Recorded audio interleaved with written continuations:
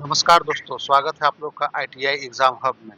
और आज देखिए हम लोग शुरुआत कर रहे हैं मिक्स क्वेश्चन इलेक्ट्रीशियन का। ठीक है, एमसीक्यू जो भी हम लोग पूरा वीक पढ़े हैं उसका ये सारा मिक्स क्वेश्चन है। वेरी वेरी इंपॉर्टेंट हम लोग छाट के लाए हैं। ये 20 क्वेश्चन है। आप देखिए बहुत ही अच्छा फिगर के साथ हम लोगों ने इसे समझाने की कोशिश की है। ठीक है दोस्तों, तो चलिए ज़्यादा लेट ना करते हुए हम लोग आज का सेशन शुरुआत करते हैं। और अगर आप लोगों ने अभी तक हमारे चैनल को सब्सक्राइब नहीं किया है तो प्लीज़ हमारे आईटीआई एग्जाम हब चैनल को सपोर्ट कीजिए और सब्सक्राइब ज़रूर से ज़रूर कर लीजिए। ठीक है दोस्तों, तो चलिए हम लोग ज़्यादा लेट ना करते हुए आज का शुरुआत करते हैं वीडियो। देखिए फर्स्ट क्वेश्चन कहता है कि ओम का नियम किसने दिया था। ओम का नियम किसने दिया था। ठीक है, तो आपका आंसर होगा ऑप्शन नंबर बी, ओम। देखिए ओम का नियम सही कहता है कि इसे जो है ओम ने दिया था, जिसको जॉर्ज सिमन होम बोलते हैं। और ओम का नियम क्या कहता है। ओम का नियम कहता है V equal to I into R, V equal to I into R. तो आप लोगों को एग्जाम में बहुत सा फार्मूला भी पूछ सकता है कि ओम का नियम क्या है, तो V equal to I R. ठीक है दोस्तों, फर्स्ट क्वेश्चन क्लियर हो गया आप लोगों को। अगर अच्छा से क्लियर हो गया तो प्लीज़ हमारे चैनल को लाइक ज़रूर कीजिएगा वीडियो को। ठीक है, चलिए अब क्वेश्चन नंबर 2 पे चलते हैं। क्वेश्चन नंबर 2 कहता है कि प्रतिरोध का एसआई इकाई क्या है। प्रतिरोध का एसआई इकाई क्या है। तो प्रतिरोध का एसआई इकाई जो है वो ओम होता है। तो ओम का देखिए सिंबल क्या होता है, इस तरह का। ठीक है दोस्तों, ये ओम का सिंबल है, रेजिस्टेंस। ठीक है दोस्तों, चलिए क्वेश्चन नंबर 2 हो गया। अब हम लोग क्वेश्चन नंबर 3 पे चलते हैं। क्वेश्चन नंबर 3 कहता है कि एसी की मानक आवृत्ति फ्रीक्वेंसी जिसको बोलते हैं भारत में कितनी होती है। एसी, एसी मतलब दोस्तों अल्टरनेटिंग करंट। ठीक है, तो अल्टरनेटिंग करंट का जो हम लोग का फ्रीक्वेंसी होता है भारत में वो 50 हर्ट्ज होता है। 50 हर्ट्ज, 50 हर्ट्ज, 50 साइकिल पर सेकेंड। ठीक है, चलिए हो गया क्वेश्चन नंबर 3। हम लोग क्वेश्चन नंबर 4 पे चलते हैं।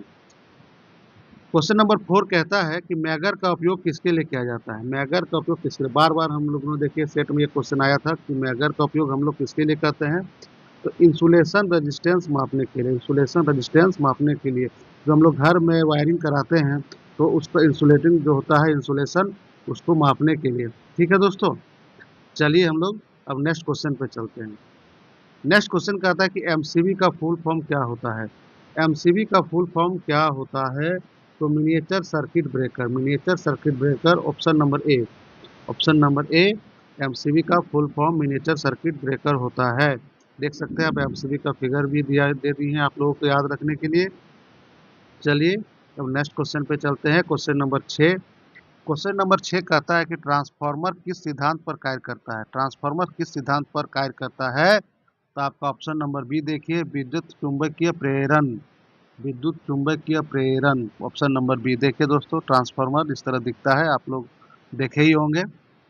ठीक है, इसका ऑप्शन नंबर बी हो गया। चलिए अब क्वेश्चन नंबर 7 पे चलते हैं। नेक्स्ट क्वेश्चन फटाफट से हम लोग देख लेंगे सारे क्वेश्चन को, ये सारा हम लोग का प्रैक्टिस हो जाएगा दोस्तों। ठीक है, ये हम लोग को याद रखने के लिए लॉन्ग टर्म में काम देगा।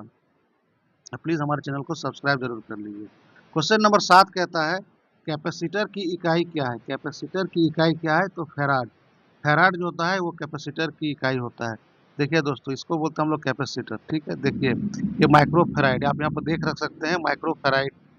ठीक है, चलिए नेक्स्ट क्वेश्चन चलते हैं। क्वेश्चन नंबर 8, अर्थिंग का मुख्य उद्देश्य क्या है। अर्थिंग का मुख्य उद्देश्य क्या है। तो सुरक्षा प्रदान करना, सुरक्षा प्रदान करना किससे। Human and equipment safety, human equipment safety से हम लोग को सुरक्षा प्रदान करता है अर्थिंग। ठीक है, चलिए नेक्स्ट क्वेश्चन पे चलते हैं। नेक्स्ट क्वेश्चन कहता है कि मल्टीमीटर से क्या मापा जाता है। मल्टीमीटर से क्या मापा जाता है। तो केवल वोल्टेज, केवल करंट, केवल रेजिस्टेंस और ऑल ऑफ दी अबव, मतलब उपरोक्त सभी। तो हम लोग देखिए उपरोक्त सभी, सभी जो होगा हम लोग वोल्टेज करंट रेजिस्टेंस हम लोग मल्टीमीटर। मल्टीमीटर मतलब ये मल्टीपर्पज़ काम के लिए होगा। ठीक है, आप इस तरह का देखे होंगे मल्टीमीटर। ठीक है, अपने लाइब्रेरी में, लैब में, सॉरी लैब में देखे होंगे, या क्रिश्चियन लैब में रहता है। ठीक है दोस्तों, चलिए अब क्वेश्चन नंबर 10 पे चलते हैं।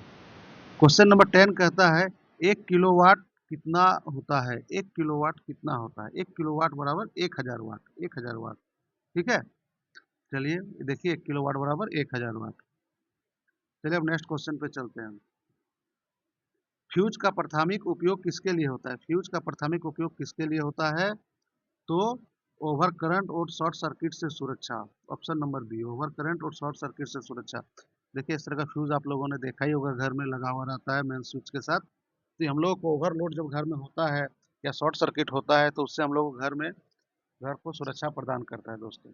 ठीक है, चलिए अब हम लोग नेक्स्ट क्वेश्चन पे चलते हैं। Question number 12। क्वेश्चन नंबर 12 कहता है कि डीसी मोटर में कम्यूटेटर का कार्य क्या है? डीसी मोटर में कम्यूटेटर का कार्य क्या है? तो देखिए डीसी मोटर में कार्य है करंट की दिशा बदलना। करंट की दिशा बदलना, एसी टू डीसी या रिवर्सल। ठीक है, ये कम्यूटेटर का कार्य होता है दोस्तों। ठीक है, याद रखिएगा। देखिए इसे कम्यूटेटर बार कहते हैं। ये जो वाइंडिंग कॉयल है ये है। ठीक है, चलिए अब हम लोग नेक्स्ट क्वेश्चन पे चलते हैं। आप लोगों को कैसा लग रहा है दोस्तों? क्वेश्चन का लेवल बताइएगा कमेंट करके कि आप लोगों के कितने सही हो रहे हैं। ठीक है, विद्युत शक्ति का एसआई मात्रक क्या होता है? विद्युत शक्ति का एसआई मात्रक क्या होता है? वाट। वाट विद्युत का एसआई मात्रक जो होता है वो वाट होता है। और देखिए पावर का एक फार्मूला होता है, power equal to V into I. V into I. ठीक है दोस्तों, चलिए अब हम लोग नेक्स्ट क्वेश्चन पे चलते हैं। कौन सा इंसुलेटर का उदाहरण है? इनमें से कौन सा एक इंसुलेटर का उदाहरण है? तो देखिए तांबा। तांबा में करंट आ सकता है दोस्तों। एल्युमिनियम में आता है, चांदी में आता है, रबर। रबर का काम होता है इंसुलेशन का। ठीक है, हम लोग देखिएगा वायर वायर में रबर का कोटिंग क्या हुआ रहता है दोस्तों। ठीक है, तो ये इंसुलेटर का काम करता है। ठीक है, चलिए अब नेक्स्ट क्वेश्चन, क्वेश्चन नंबर 15 पे चलते हैं। क्वेश्चन नंबर 15 कहता है कि भारत में 230 वोल्टेज घरेलू सप्लाई किस प्रकार की होती है? तो सिंगल फेज। Single phase. ठीक है दोस्तों, बार बार मैंने आप लोगों को ये क्वेश्चन का पहले भी जो वीडियो है उसमें बताया है कि घरेलू सप्लाई में हम लोग जो है कितना पावर का देते हैं सप्लाई। ठीक है, 230 वोल्ट का। तो ये सिंगल फेज होता है। ठीक है, 50 हर्ट्ज तक सिंगल फेज। चलिए हम लोग नेक्स्ट क्वेश्चन, क्वेश्चन नंबर 16 पे चलते हैं। इंडक्टर की एसआई इकाई क्या है? इंडक्टर की एसआई इकाई क्या है? तो देखिए हेनरी। हेनरी जिसको हम लोग एच से डिनोट करते हैं। ठीक है, हेनरी। हेनरी जो होता है ये इंडक्टर का जो होता है एसआई इकाई होता है। ठीक है दोस्तों, चलिए क्वेश्चन नंबर 17 पे चलते हैं। नेक्स्ट क्वेश्चन, क्वेश्चन नंबर 17 कहता है कि स्टार डेल्टा स्टार्टर का उपयोग मुख्यतः किसके लिए होता है? किसके लिए होता है दोस्तों? बड़े थ्री फेज इंडक्शन मोटर। बड़े three phase induction motor. Star delta starter का उपयोग बड़े फेज इंडक्शन मोटर पर होता है, थ्री फेज। ठीक है, आप देख लीजिए इस तरह का आप लोगों को देखने को मिलता होगा। ये इमेज से आप लोगों को याद रखने में आसानी होगा, स्टार डेल्टा स्टार्टर। ठीक है दोस्तों, ये क्वेश्चन नंबर 17 हो गया। चलिए जल्दी जल्दी हम लोग देख लेते हैं। आरसीसीबी का मुख्य कार्य किससे सुरक्षा प्रदान करता है? आरसीसीबी का मुख्य कार्य किससे सुरक्षा देना है?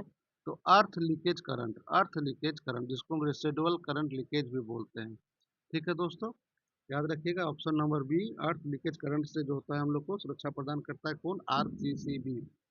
ठीक है, चलिए हम क्वेश्चन नंबर 19 पे चलते हैं। क्वेश्चन नंबर 19 कहता है कि बिजली की अच्छी चालक धातु कौन सी है? बिजली की अच्छी चालक धातु कौन सी है दोस्तों? तो तांबा। तांबा, ये फिजिक्स का भी क्वेश्चन है दोस्तों। ठीक है, याद रखिएगा कॉपर। कॉपर जो होता है गुड कंडक्टर ऑफ इलेक्ट्रिसिटी होता है। ठीक है, चलिए हम लोग क्वेश्चन नंबर आखिरी और 20 नंबर पे चलते हैं कि एक हॉर्स पावर कितने वाट का होता है? एक एचपी कितने वाट का? 746 वाट। ऑप्शन नंबर बी 746 वाट। ठीक है दोस्तों, एक हॉर्स पावर बराबर 746 वाट।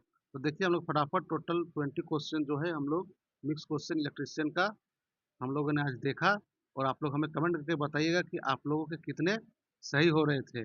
और आज आज आप लोगों का अगर क्वेश्चन अच्छा लगा हो और हमारा वीडियो अच्छा लगा तो प्लीज़ हमारे चैनल को सब्सक्राइब कर लीजिएगा, आईटीआई एग्ज़ाम हब को।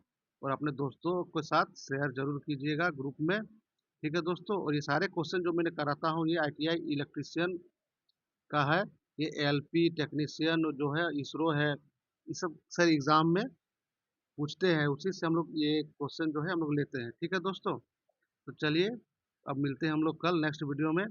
तब तक के लिए धन्यवाद, और तब तक के लिए धन्यवाद दोस्तों।